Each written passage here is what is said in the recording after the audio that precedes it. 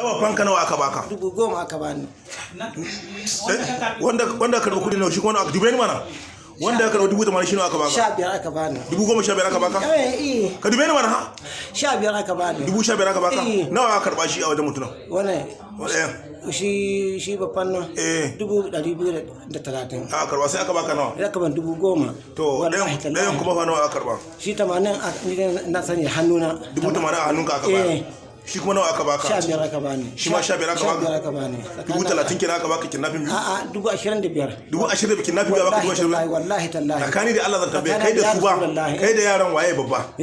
Ka girme su ko sun girme ka? A duk manya akwai manya. Duk manya ne yaran. Akwai kaman kai? Wallahi ido akwai wanda kai tsaranka da cikin su? Akwai. Waye ne kai tsaranka cikin su? Jawar dare. Jawar dare ya kai tsaranka? Da shi aka yanka kudin? Da shi. To shi kenan yanzu kana ji ko? Ku nawa kace? Na ce ma akwai yau da na ce ma akwai abin nan. Wai. Mummuni akwai wa? sai gide. Sai wa? Sai abin nan sai wannan dan jabbi. Sai wannan Ali anan babuga jabbi.